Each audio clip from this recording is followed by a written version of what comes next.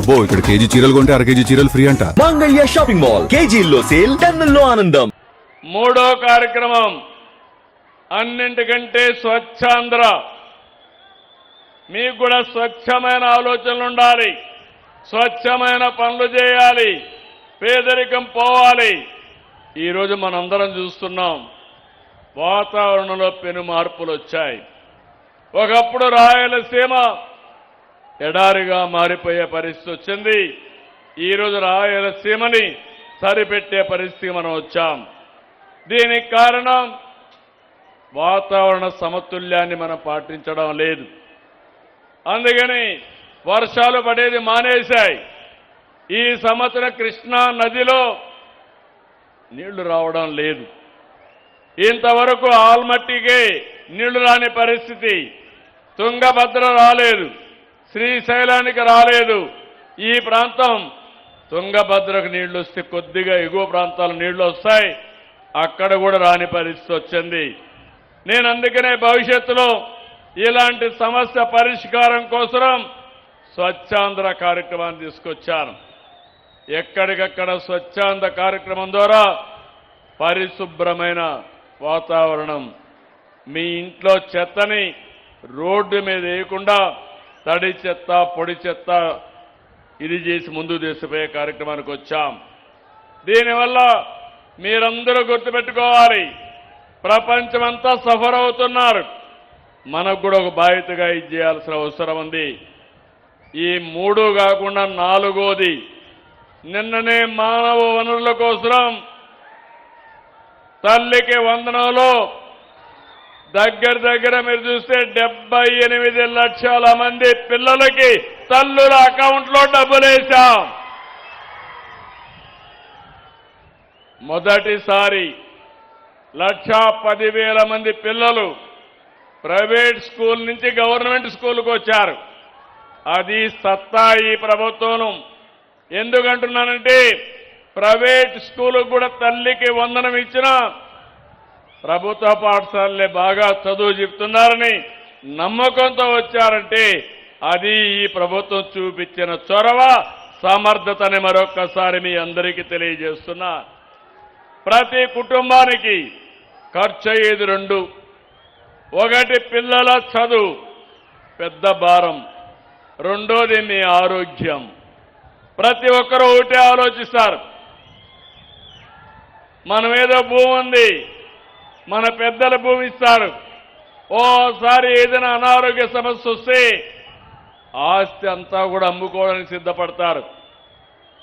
కొంతమంది నేను చూశాను, క్యాన్సర్ లాంటి వ్యాధులు వస్తే ఉండే 3 ఎకరాలు అమ్మేసి అనాథలైపోయిన సందర్భం కూడా చూశాను. ప్రాణాన్ని కాపాడుకోవడానికి చాలా ఇబ్బంది పడ్డారు. అందుకే నేను మా మంత్రి గారు ఆలోచించాం, తొందరలోనే సంజీవిని ప్రాజెక్టు ప్రారంభిస్తాం. ఈ రోజు ఆలూరులో ప్రారంభించాం. రాష్ట్రం మొత్తం ఆగస్టు నుంచి సంజీవిని ప్రాజెక్టు ప్రారంభించి పేదవాళ్ళ ఆరోగ్యాన్ని కాపాడడం బాధ్యతగా తీసుకుంటాం. మీ అందరినీ కోరుతున్నా, మీ ఆరోగ్యం మీ చేతుల్లో ఉంది. అది ఏ విధంగా కూడా చెప్తాను. ఇక్కడుండే వాళ్ళకి అందరికీ ఫోన్లు ఉన్నాయి. ఉన్నాయా ఫోన్లు? ఉన్నాయంటే చేలు పైకెత్తండి. ఒకప్పుడు నేను ఫోన్ పెడితే నేను ఫోన్ అంటే అందరూ ఎగతాళి చేశారు. ఈరోజు అందరూ ఫోన్లు లేకపోతే ఎవరు కూడా బతికే పరిస్థితులు లేరు. భార్య లేకపోతే భర్త ఉంటాడు, భర్త లేకపోతే భార్య ఉంటుంది, ఫోన్ లేకపోతే ఇద్దరు ఉండలేదని నేను మీకు అందరికీ విజ్ఞప్తి చేస్తాను. అవునా కాదా? అయితే ఫోన్ అనేది ఒక పవర్ఫుల్ వెపన్ కూడా.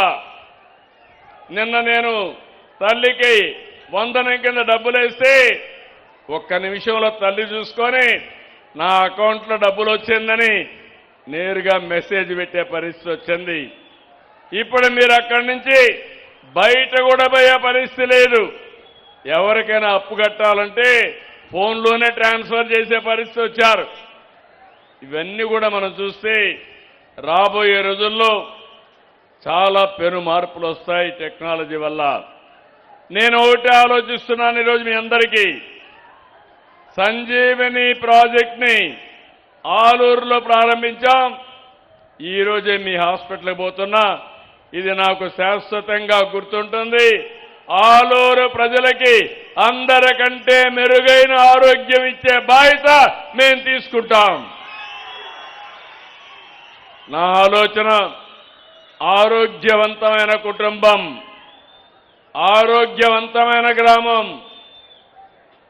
అదే మరిగా ఆరోగ్య ఆంధ్రప్రదేశ్ లక్ష్యంగా పనిచేస్తాం. మనం గుర్తుపెట్టుకోవాలి, ఒక ప్రాంతం ఎంత అభివృద్ధి చెందిందో ప్రజలు ఎంత బాగుంటే దాన్ని బట్టి ఆధారపడుతుంది. గ్లోబల్ హెల్త్ ఇండెక్స్ ప్రకారం ప్రపంచంలో ఆరోగ్యకరమైన దేశం తైవాన్, దాని తర్వాత సింగపూర్, దాని తర్వాత ఇజ్రాయెల్, జపాన్. ఇలాంటి దేశాలు అక్కడ చాలా మార్పులు తీసుకొచ్చారు.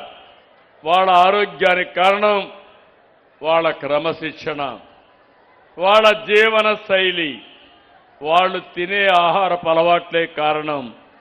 ఇక్కడ కూడా నేను ఆలోచించేది, ఎప్పటికప్పుడు ఏ ప్రాంతంలో ఎలాంటి ఆరోగ్య సమస్యలు ఉన్నాయి, దానికి కారణాలేంటి, ఇలాంటి ఆరోగ్య సమస్యలు రాకపోతే ఏం చేయాలనో ప్రిడిక్టివ్ అనలిటిక్స్ తీసుకొస్తాం. అదే సమయంలో ఇంకొక పక్కన ప్రివెంటివ్ కింద ముందుకు పోతాం.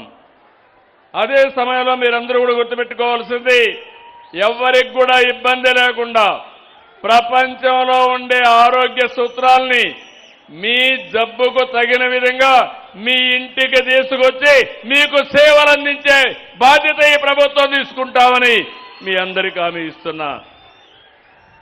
ఇప్పుడు మీ అందరి దగ్గర ఫోన్లు ఉన్నాయి. తొందరలో నేను ఆలోచించేది, మీ ఆరోగ్యం కంప్యూటర్లో ఉంటుంది, గోప్యంగా ఉంటుంది. మీ డేటా వేరే వాళ్ళకు తెలియదు. గవర్నమెంట్కు ఒక ఐడియా ఉంటుంది, డాక్టర్కి ఐడియా ఉంటుంది. మీరు ఈ హాస్పిటల్ నుంచి ఏ హాస్పిటల్కి పోయినా మీ ఆధార్ నెంబర్ ఇస్తానే మీ హిస్టరీ అంతా కూడా మొత్తం మెడికల్ రికార్డ్స్ అన్నీ వచ్చేస్తాయి. దానిపైన ఏమేం మందులు తీసుకున్నారు, ఏమేం మందులు పడవు, ఇవన్నీ కూడా ఒక ఐడియా వస్తుంది. మీ ఊరు దగ్గర నుంచి, ప్రాథమిక ఆరోగ్య కేంద్రం నుంచి రాష్ట్రంలో ఉండే అన్ని హాస్పిటల్ నెట్వర్క్ వస్తాయి. అదే సమయంలో మీ ఊర్లో ఉండే ఏఎన్ఎం దగ్గర నుంచి